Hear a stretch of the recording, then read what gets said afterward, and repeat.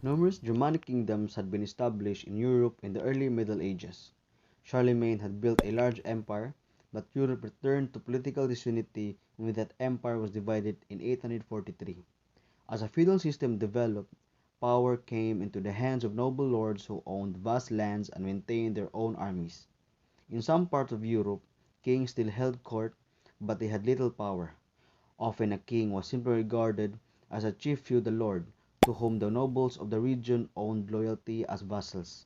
Some kings in early medieval Europe were actually less wealthy and powerful than many nobles who were their vassals. The feudal lords did not want kings to grow stronger, for they feared that a strong monarch would reduce their power and take away their land. Late in the Middle Ages, this began to happen in France and England, for the situation had changed as ambitious rulers extended royal authority. All medieval monarchs faced similar challenges. They had to establish control over the lands and limit the power of feudal nobles and the church. Between 1000s and 1500s, monarchs formed alliances with the middle class, enriched the royal treasury, and built strong standing armies. They also created new political institutions and established the foundations for the present-day nations of Europe. Now, let us look at how European nations take shape.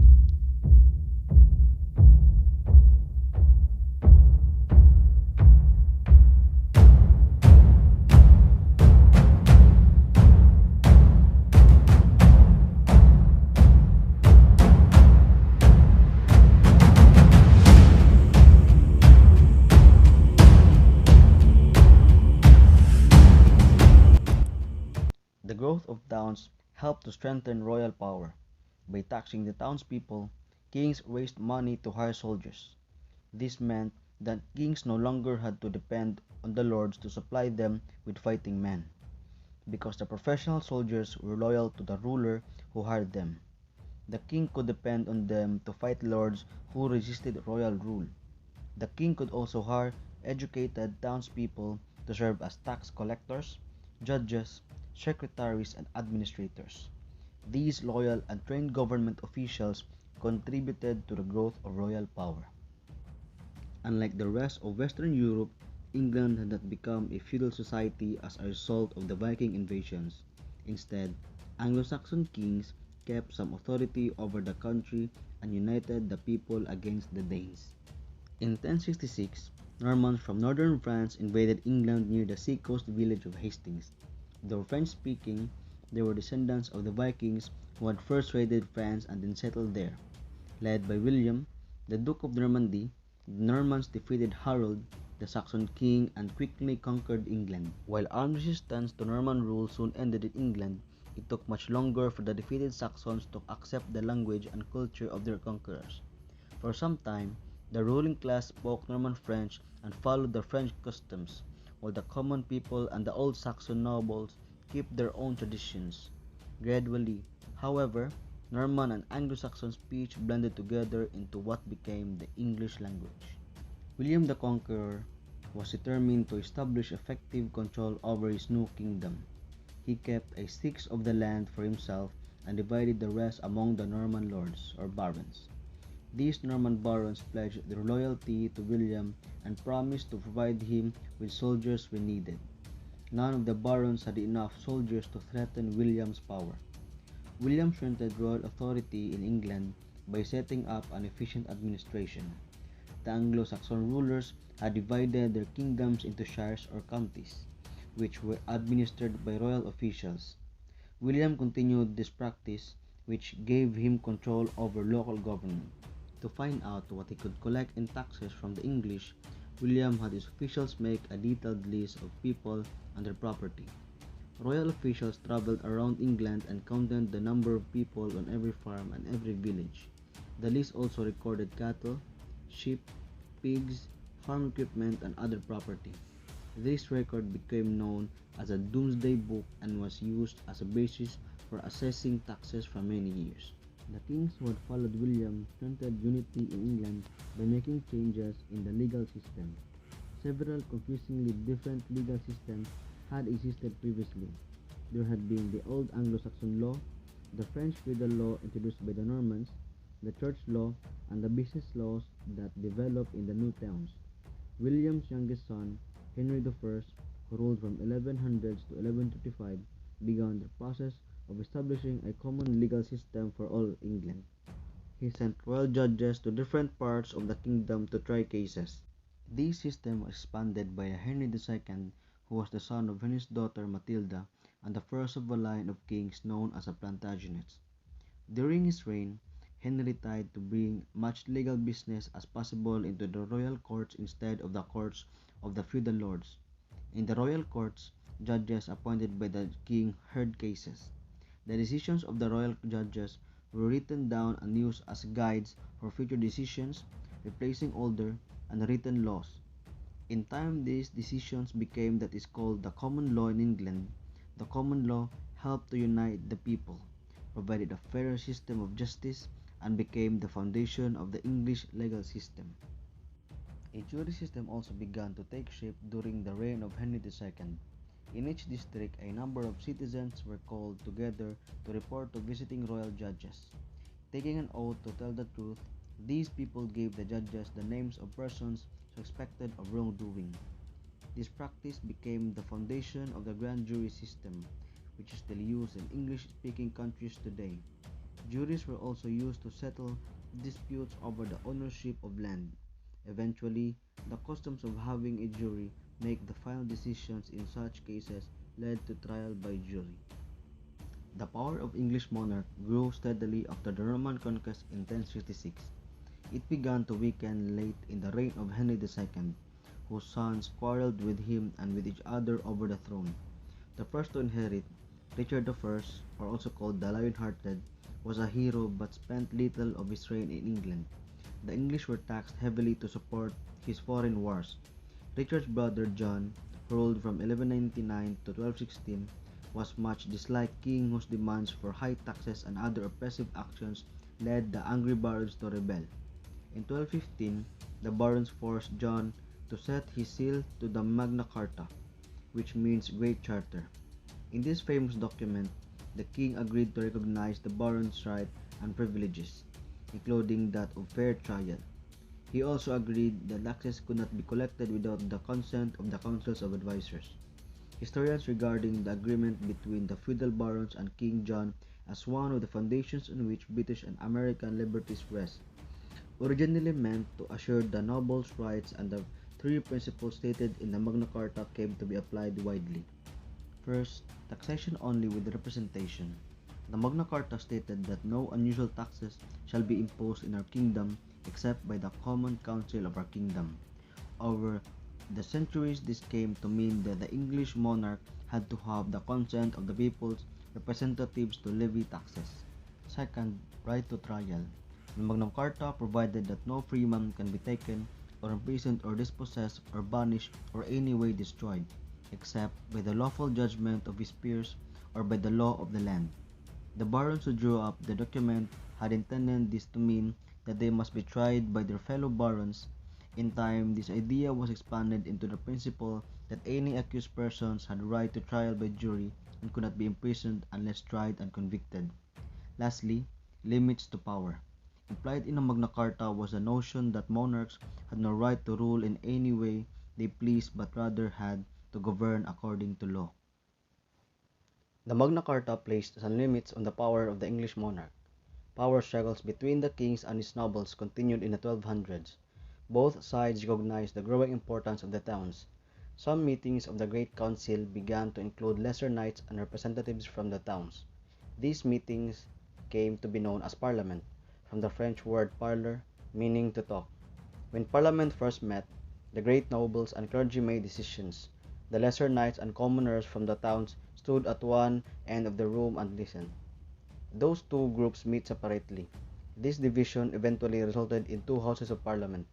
The House of Lords was made up of representatives of great nobles and bishops, and the House of Commons was made up of representatives of lesser knights and townspeople. Gradually, the point of view developed that the monarch should consult Parliament before deciding major issues. Thus, Parliament exercised some control over the monarchy. On such occasions, Parliament was in a position to demand additional powers from the monarch. A government where a monarch does not have absolute power is called a limited monarchy. William of Normandy had conquered England in one stroke and had firmly established royal power. The road to national unity in France was more difficult. France had been the western part of Charlemagne's empire. By the end of the 10th century, it was a patchwork of territories ruled by feudal lords. The first Capetian kings ruled only a narrow strip of north-central France. The Norman kings of England controlled large parts of northwestern France. Gradually, French kings such as Philip II reduced the English holdings. By defeating King John of England, Philip II added Normandy, Anjou, and Poitou to France. In the 1200s, the Church launched a crusade against the Albigensians, a group of heretics in southern France. The French king then seized the lands of nobles who had sided with the heretics. By 1328, the French king ruled most of central and southern France. Government in France differed from the English government in several respects. In England, where parliament served as a check on the ruler, the basis for limited monarchy had been laid. In France, where there were no such checks on king's power, French kings sometimes called meetings of nobles and clergy in various parts of the country. Eventually, these meetings developed into the Estates General, an assembly for all of France. This assembly, however, never became an important political body. French kings tended to ignore it since they did not need to ask for help in raising money. The Estates General therefore had little chance to restrict royal power. In contrast to the limited monarchy in England, France was moving toward absolute monarchy, a government in which the monarch has complete power. In the High Middle Ages, the European economy prospered, and governments provided greater order and stability. The period was also marked by a growing religious vitality. There was call for a greater spiritual devotion among the clergy. Popes sought to prevent lords and kings from interfering with church affairs. They also tried to ensure that Christians lived in accordance with the church teachings. The most serious-minded clergy called for reform. The most zealous supporter of reform was a Benedictine monk named Hildebrand, who became Pope Gregory VII in 1073. Gregory believed that the Pope's mission was to establish the Christian society on earth. To fulfill this mission, Gregory demanded that the Holy Roman Emperor submit to papal authority. Gregory maintained that emperors had a solemn duty to obey the Pope, the spiritual leader of the Christian world. This led to a bitter struggle between Gregory and Henry IV, the Holy Roman Emperor from 1056 to 1106. The quarrel began over the appointment of bishops. Pope Gregory insisted that only the Church had the power to appoint bishops. Henry resisted such an idea. Henry would not accept such control. He persuaded the German bishops, who were his vassals, to declare Gregory deposed. Pope Gregory in turn decided in 1076 to excommunicate Henry, in other words, to expel from the Church.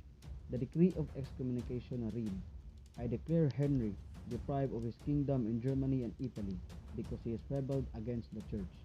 The conflict over the appointment of bishops had grown into a struggle over who was a supreme authority, emperor or pope in Europe. Henry then sought for the Pope's forgiveness. The image of the emperor pleading for forgiveness increased the prestige of the papacy. Years later, in 1122, the Church and a new Holy Roman Emperor, Henry V, reached a compromise at the city of Worms in Germany. The compromise, called the Concordat of Worms, or an agreement, ruled that monarchs had no authority over the Church. The Concordat of Worms did not end the conflict between the papacy and the Holy Roman Emperor. Popes continued to claim that kings and emperors were subordinate to the papacy. The Holy Roman Emperors, on the other hand, claimed supremacy over the papacy and also tried to get control of the prosperous northern Italian city-states. The high point of papal power was reached under Innocent III. Innocent made the papacy the center of European political life.